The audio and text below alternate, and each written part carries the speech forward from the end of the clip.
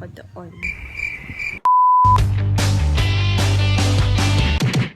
What's up guys? It's me, Shamma Capitly, and I'm here again and again. Yes, nandito ako kasi wala ako dyan at wala ako doon. Anyways guys, ngayon ay pandemic at marami pa rin mga estudyante and syempre ang nag-aaral at nangangarap na makapagtapos. And I hope this video ay makatulong at makapag-inspire sa mga estudyante dyan na para malaman ano nga ba talaga yung gusto nila sa buhay nila. And sa aking buhay, I have this long-term goal na to be an accountant, and hindi lang basta-basta isang accountant kundi maging isang CPA. And mahalaga na malaman na natin ano nga ba yung gusto natin sa buhay, because career means an occupation in a person's life that will help and develop his or her skills and will create an opportunity para sa kanya sa future. And to support this goal, we have this short-term goals din. And kaya ngayong araw ay mag-a-assume tayo na isa na akong CPA at i-assume natin kung sino na nga ba ako 8 to 9 years from now. So doon, I will talk about ano nga ba yung journey para maging isang accountant.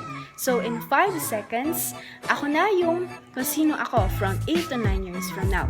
So in 5, 4, 3, 2, 1. Hello! I am Shamma Jearim Capitly, your certified public accountant. And now, I will tell you my journey. Let's go! Again, hello! And now, I will tell you my journey on how I became an accountant. First, before I studied as an ABM student in the University of the Assumption, I chose what I wanted to become when I graduate and when I work. And this is to become an accountant. When I was a child, I didn't imagine that I will be an accountant because that time I want to be a chef and I want to be a fashion designer because that time my passion was to create different designs of the dresses. But as I grew up, I discovered some of my talents and skills when I was in elementary and junior high school days.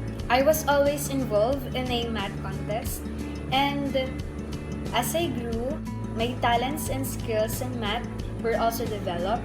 During my junior high school days, I was so confused on what should I take in college, but not until I find that my aunt who worked in California, that she was an accountant, and I was inspired by her perseverance and passion on how she worked hard, how she support her family using her work.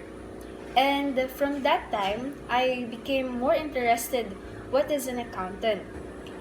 At first, I thought that accounting is more on numbers, more on math related, but as I've studied it, it is more on analysis. It requires a person to understand what is the true meaning of those words. Some people said that it is more on analyzing financial transactions, more on financing operations, more on management, recording transactions. Some said that if you want to spend sleepless nights doing or solving auditing problems, this course is just right for you. And as I've heard about that, I became ready on the challenges that I might experience when I choose this path. And that time, I made a choice to take an ABM course in senior high school and take accountancy on my college days. Being an accountant means providing service. It means helping a company or an individual to solve their problems about on financial, on recording transactions, and many more. And these are the qualities that an accountant should have, and I believe that I have some of this. First is excellence in math. I'm not that excellent in math, but I believe that I can understand some of the terms in math. And accounting requires knowledge in math because fluency in the language of numbers is a great starting point on the career that revolves around the cash flows or the finances. Next is being organized. And chaos is the enemy of keeping the record clean. Next is being attentive to detail. I am very attentive to every detail that I work, and I always make sure that I will check it before I pass it. Next is manages time well. Well, I'm not that good with time management, but I always make sure that whatever I do, I will always check the deadline, and I always make sure that I did it before the deadline of this work. Next is being adaptable. Next is being articulate in communication.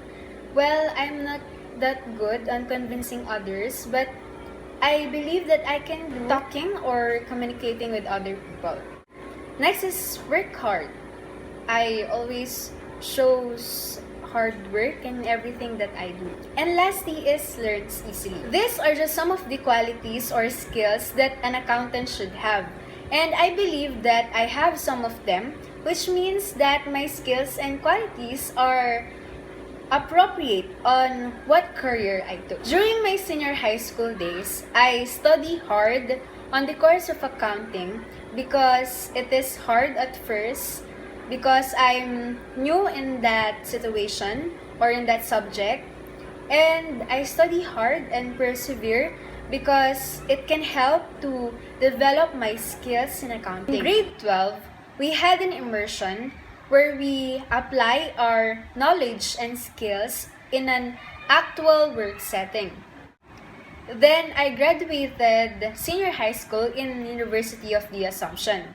After that, I look for an university to took my chosen career, and my family were very supportive, and I have my aunt to support my studies in accounting. In college days, we studied subjects more on financial transaction, managerial auditing, more on business transactions, recording, and auditing, where we develop our skills. Also that time, I also search or find for some learnings or knowledge in the internet to apply what I have learned. In our fourth year, we attended on-the-job training in various corporate and auditing companies where we are required to submit our written report for our tasks, our learning experiences, and rendered hours.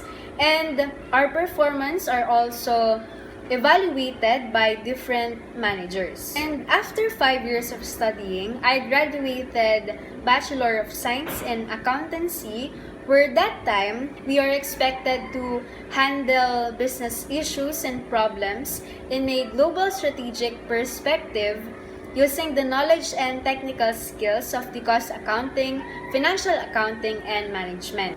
After I graduated, I worked as a public accountant to gain experience, and as this is also one of the requirements before taking the CPA licensure examination.